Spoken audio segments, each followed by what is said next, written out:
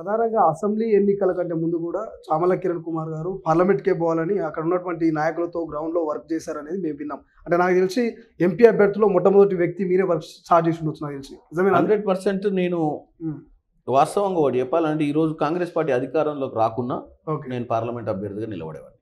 Okay. నా నియోజకవర్గంలో 6 ఎమ్మెల్యేలు 3 లక్షల మెజార్టీతో గెలిచారు. అంటే అందరు కలిసి. అందులో వీరేశం గారు 68,000, మాది 52,000, రాజగోపాల్ గారు 40,000 చిల్లర, ఇటు మన బీర్లాయలయ్య గారు ఒక 50,000, ఓ 40,000 మల్రెడ్డి రంగారెడ్డి గారు, ఒక 26,000 మన కుంభమణిల్ గారు, ఓ 18,000 తోటి ఓడిపోవడం జరిగింది ఒక కాన్స్టిట్యూన్సీ.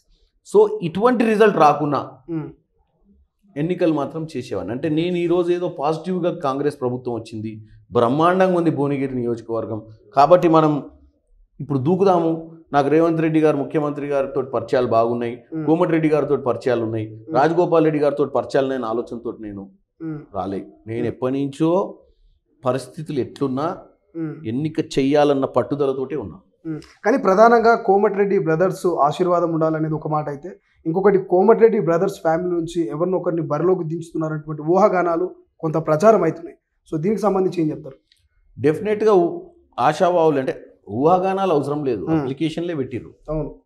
కోమటిరెడ్డి గారి అన్న మోహన్ రెడ్డి గారి కుమారులు ఇద్దరు పెట్టుకురు, అటు దామోదర్ రెడ్డి గారు కొడుకు పెట్టారు, ఇటు కుంభమణిల్ గారు డాటర్ పెట్టారు, తర్వాత ఇటు కసిరెడ్డి నారాయణ రెడ్డి గారు పెట్టారు, ఇటు చూస్తే మీరు అట్లా చాలామంది ఇంతకుముందు క్రియాశీలక రాజకీయాలను పెట్టిరు వాళ్ళందరూ. సో రాజకీయాలలో అప్లికేషన్లు పెట్టడము ఆశించడం తప్పు కాదు. నేను ఒకటే ఒక దీంట్లో ఉన్నా ఏంటంటే సర్వీస్. గత 5 ఏళ్లలో ఈ 28 మంది అప్లికెంట్లలో గత 5 ఏళ్లలో కాంగ్రెస్ పార్టీ గెలుపు కోసం పోరాటం చేసిన వాళ్ళు ఎవరు? నెంబర్ 1 అదొక టిక్ కొట్టండి. నెంబర్ 2 గత నియోజకవర్గ ఎన్నికలలో అసెంబ్లీ స్థాయిలో తిరిగిన వాళ్ళు ఎవరు క్యాండిడేట్ల కోసం? నెంబర్ 2. నెంబర్ 3 ఇప్పుడు సర్వేలు తీయండి, ప్రతి ఊర్లో పోండి, సర్వే తీసి ఈ 28 మందిలో ఎవరి పేరు వస్తుందో చూడండి, వాళ్ళకే టికెట్ ఇవ్వండి. ఓకే. నేనేందంటే నేను మెరిట్ బేసిస్ మీద అడుగుతున్న టికెట్, ప్లస్ నేనేమి కాంట్రవర్సీ కాదలుచుకోలేదు. నాకు కోమటిరెడ్డి వెంకటరెడ్డి గారిది, రాజగోపాల్ రెడ్డి గారి ఆశీర్వాదం ఉండాలి, దామోదర్ రెడ్డి గారి ఆశీర్వాదం ఉండాలి, అవసరమైతే మా దగ్గర ఉన్నటువంటి 6 ఎమ్మెల్యేల అంటే కోమటిరెడ్డి రాజగోపాల్ రెడ్డి కాకుండా మిగతా 5 ఎమ్మెల్యేల ఆశీర్వాదం కూడా ఉంటేనే నేను గెలిపేతా. ఈరోజు ఏదో మనం మన ప్రభుత్వంలోకి వచ్చినామని చెప్పి గర్వంతో మేము గెలుస్తామని చెప్పి ఆ కాన్స్టిట్యున్సీల పరిస్థితి అట్లేం లేదు. ఈరోజు బీజేపీ నుంచి బుర్ర నరసయ్య గౌడ్ గారికి ఇస్తే మంచి క్యాండిడేట్ అవుతాడు, ఫైట్ కూడా ఉంటుంది అక్కడ.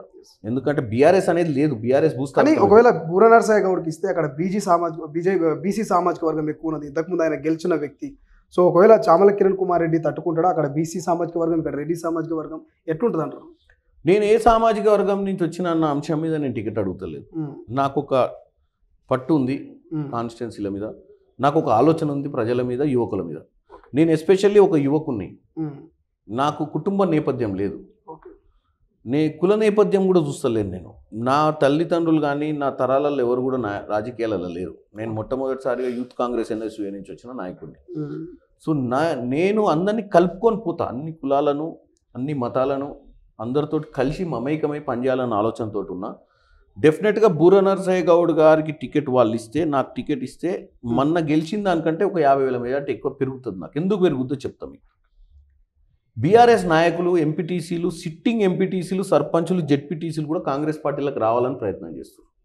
ఎందుకంటే వాళ్ళకి ఆత్మగౌరవం లేకుండా ఇన్ని రోజులు రాజకీయం చేశారు. ఈరోజు బీఆర్ఎస్ భూస్థాపితం అయిపోయింది, బీఆర్ఎస్లో ఉండాలన్న ఆలోచన కూడా లేదు. మీరు ముఖ్యంగా చూస్తే చామల కిరణ్ కుమార్ రెడ్డి మీ ముందు ఈరోజు భువనగిరి సీటు గురించి మాట్లాడుతున్నా, బుర్ర నరసయ్య గౌడ్ బీజేపీ సీటు గురించి ప్రచారంలో ఉన్నాడు. మరి బీఆర్ఎస్ నుంచి ఇంత మటుకు గౌడ్ ప్రచారం చేస్తలేడు. ఎందుకు చేస్తలేదు అంటే వాళ్ళకు నమ్మకం లేదు, ఈ సీటు మీద నమ్మకం కూలిపోయారు. సో బీఆర్ఎస్కు ఉన్నటువంటి ఓటింగ్ శాతం, చాలా ఓటింగ్ శాతం మన ఏదైతే అసెంబ్లీ ఎన్నికలకు పడ్డదో అది కాంగ్రెస్కి షిఫ్ట్ అయ్యే అవకాశం ఉంది. నేను నిలబడితే డెఫినెట్గా కొంచెం పాజిటివ్ ఉంటుంది. ఓకే. ఒకవేళ ఇప్పుడు మొన్న వంశీచంద్ర రెడ్డిని అనౌన్స్ చేశారు, అదే రీతిలో చామల కిరణ్ కుమార్ పేరు ఏమైనా అనౌన్స్మెంట్ ఉండే అవకాశం ఉంటుందా, లేకపోతే అందరితో పాటు లిస్ట్లో వచ్చే అవకాశం ఉంటుందా?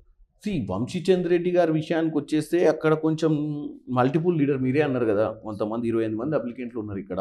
దీంట్లో కుటుంబం నేపథ్యం ఉన్న వాళ్ళు ఉన్నారు. సో అంత ఓవర్ నైట్ డిస్కషన్ కాకుండా ఈ నాయకులందరూ కూర్చొని చర్చ చేసుకోకుండా డిక్లేర్ చేయరు. 100% నోటిఫికేషన్ ముందో నోటిఫికేషన్ వచ్చిన 2-3 దినాలకు టికెట్ డిక్లేర్ అయింది. ఓకే. కానీ ముఖ్యమంత్రి గారు, కోమటిరెడ్డి వెంకటరెడ్డి గారు, రాజగోపాల్ రెడ్డి గారు, మా 5 ఎమ్మెల్యేలు వీళ్ళు కాక కలిసి కూర్చొని నిర్ణయం తీసుకుంటేనే క్యాండిడేట్ మంచిగా ఉంటాడు. లేదని నేను ఒకటే చెప్తున్నా అండి, చామల కిరణ్ రెడ్డి అయినా ఎవరైనా ఈ చెప్పిన నాయకులందరూ కలిసి సమన్వయం చేసుకొని నిలబెట్టి గెలిపించుకోవాల్సినటువంటి పరిస్థితి ఉంటుంది.